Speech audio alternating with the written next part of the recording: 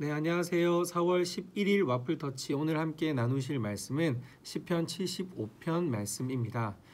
오늘 말씀에는 아삽의 시라고 설명이 적혀 있습니다. 이 아삽이라는 사람은 다윗이 하나님의 법궤를 모셔두고 그것에 감사하고 찬양하는 사람으로 세운 일종의 성가대의 어떤 총지휘자 역할을 했던 사람 중에 한 명입니다.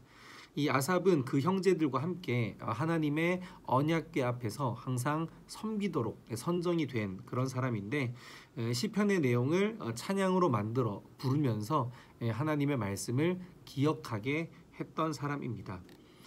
오늘 말씀을 이제 2절에서 5절까지 하나님이 하시는 말씀으로 기록이 돼 있고 또 6절에서 10절은 이 시편의 저자가 하나님을 높이는 그런 내용으로 구성이 되어 있습니다. 이 저자는 먼저 1절에 하나님께 감사하고 감사한다라고 이야기하고 있는데요. 아마 뭔가 간절히 어떤 기다리는 것이 이루어지거나 했을 때 그 터져 나오는 어떤 감탄사의 표현인 것 같습니다.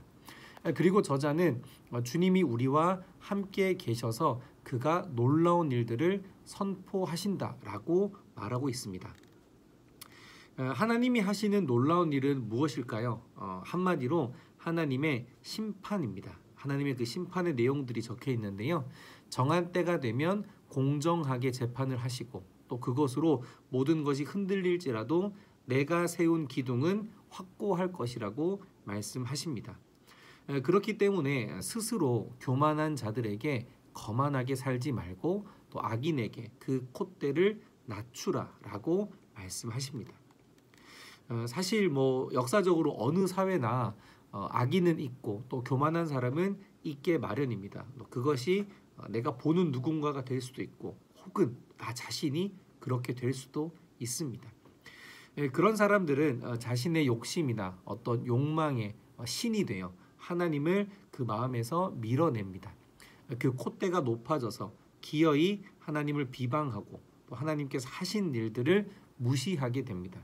겉으로는 합리적이다, 원리적이다, 원칙적이다 이런 이야기들을 이야기하지만 결국에는 그 모든 것이 자신의 이익으로 귀결이 되는 그런 사람들이 바로 악인이라고 할 수 있습니다.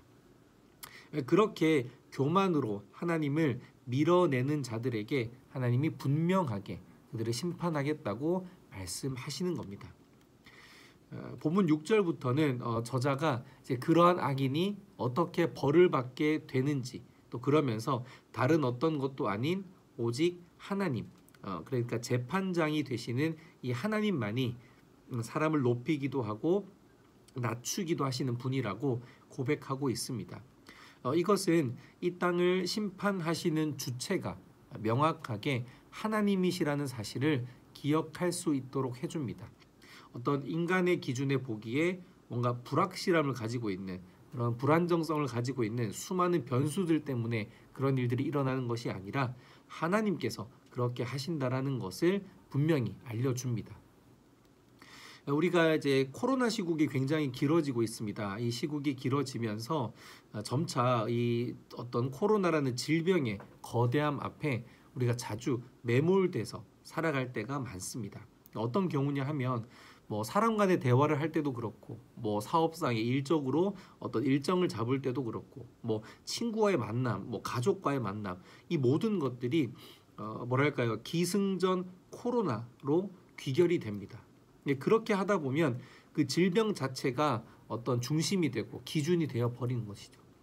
하지만 우리가 확실하게 깨닫고 있어야 하는 것은 우리에게 이 코로나를 주신 분이 누구이신가 하는 겁니다.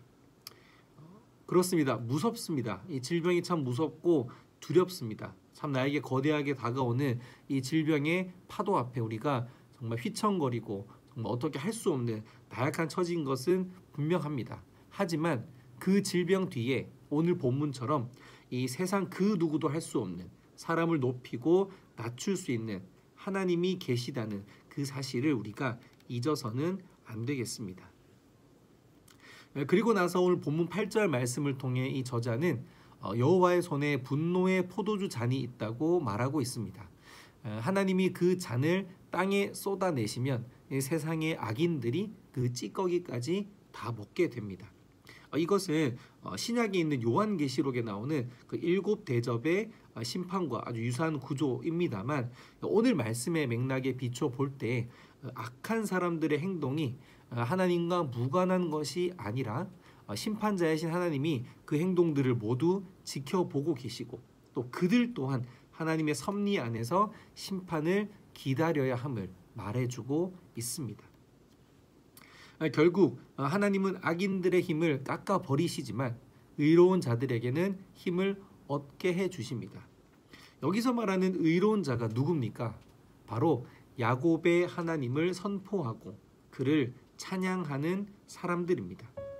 하나님의 존재를 인정하고 또 그분의 섭리에 반응하는 사람들입니다. 그리고 하나님을 외면하지 않고 하나님의 그 기둥을 의지하며 살아가는 것, 그것이 의인의 삶이고 바로 우리가 살아가야 될 방법을 제시해주고 있는 것입니다.